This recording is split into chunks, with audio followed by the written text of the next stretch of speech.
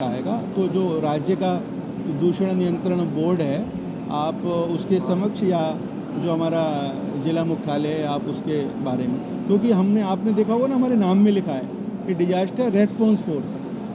तो डिजास्टर होता है तो उसको हम उस पर रेस्पॉन्स करते हैं, लेकिन हम अपनी जिम्मेवारी, सामाजिक जिम्मेवारी समझते आते हैं।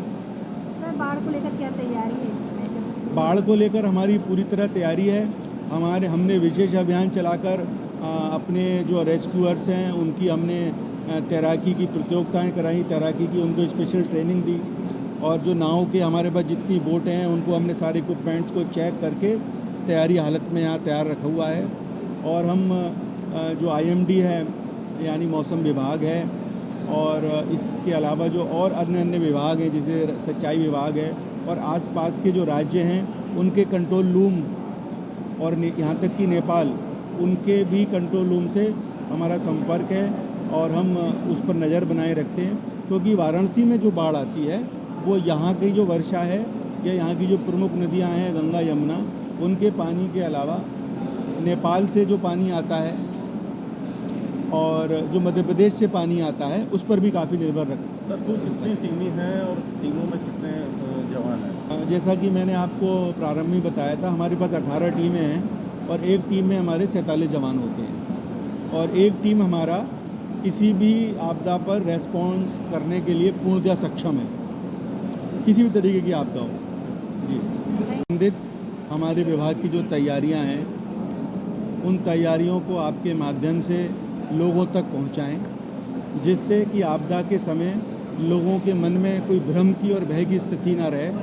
और हम आपके माध्यम से उनको विश्वास दिलाना चाहते हैं कि किसी भी तरीके की आपदा हो, चाहे वो बाढ़ से संबंधित आपदा है या कोई भूकंप की आपदा है, यहाँ पर मुख्यालय होने के नाते टीमें ज़्यादा मात्रा में रहती हैं, ज़्यादा कार्मिक रहते हैं, तो उनको किसी तरीके से कोई डरने की आवश्यकता नहीं है।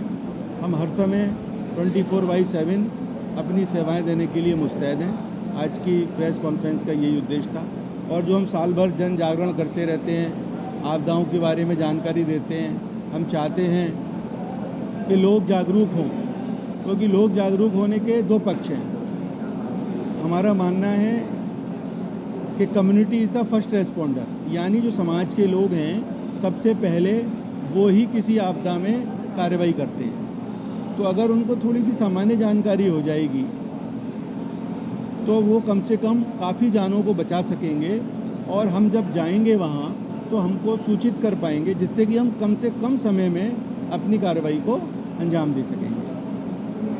ग्रामीण क्षेत्र में क्या चल रहा है, क्योंकि ये जो आपदा को लेकर के जागरूकता सबसे ज़्यादा और ग्रामीणों में ज़्यादा हो सकता है। शहर में तो किसी न किसी तरह से हो जाती है। ग्रामीणों, देखिए, गांव में जाने के लिए हम एक फैमिलियराइजेशन एक्सरसाइज चलाते हैं, जिसमें हमारी एक टीम यहाँ से जाती है और एक बार में पूरा ज़िला कवर करती है। तो जहाँ जहाँ आपदा की संभावनाएं होती हैं, जैसे कि सपोज़ कहीं कोई केमिकल फैक्ट्री है तो आसपास के जो गांव हैं वहाँ पर हम जागरूकता अभियान चलाते हैं। अगर किसी इलाके से कोई नदी जा रही है, कोई नहर जा रही है, या कहीं कोई बांध बना हुआ है, कहीं कोई बैराज बना हुआ है, और हमको लगता है कि यहाँ अगर कोई दुर्घटना हो गई तो इसका पानी इन इलाकों में जा सकता है, तो वहाँ हम बाढ़ से संबंधित चीज़ें बताते हैं। और जैसे कि हमारे 18 ज़िले उत्तर प्रदेश के जो भूकंप क्षेत्र है, जो थोड़ा सेंसिटिव क्षेत्र है, उसमें आते हैं, ज़ोन 4 में, तो हमको लगता है कि यहाँ पे हम भूकंप से संबंधित उन लोगों को चीज़ें बताएं। कहीं खदानें हैं, सोनभद्र ज़िले में जाते हैं तो वहाँ पर थर्मल पावर स्टेशन है, वहाँ खदानें हैं, तो उससे संबंधित हम लोगों में जागरूकता फैलाते हैं। तो ऐसा नहीं है, शहर और गांव दोनों ही हमारे अच्छे तरीके से कवर है।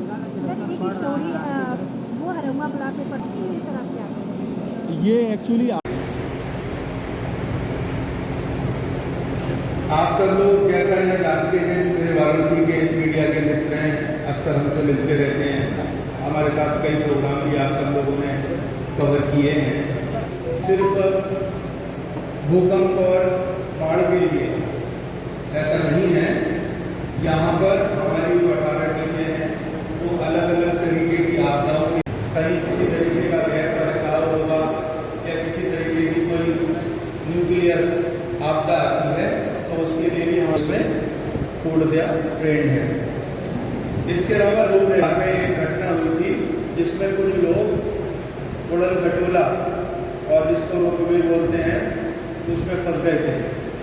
तो उस चीज़ को संज्ञान लेते हुए हमारे कार्य क्षेत्र में जितने भी रोपवे थे सबके संगठन थे, उनकी जो एजेंसियाँ थी उनसे संपर्क करके क्षेत्र में कुछ तरह की घटना हो तो उसको हम सुचारू रूप से उस समस्या को हल कर सकें। फ्लड रेस्क्यू के बारे में तो आप अच्छी तरीके से वाकिफ हैं। ये फ्लड रेस्क्यू और वाटर बोरवेल की आपने घटनाएं देखी होंगी, आप सब लोगों के माध्यम से बोरवेल की घटनाएं आती रहती हैं। तो उसमें भी हमारी निपुणता है कि अगर बोरवेल में अगर कोई बच्चा किसी तरीके से दुर्घटनावश फंस जाता है उसमें भी हमारी टीम ने मोर्चा संभाला और वहाँ से 5 जिंदा लोगों को बचाया। तो बहुत महत्वपूर्ण होता है कि अगर हम समय से उस दुर्घटना वाले क्षेत्र तक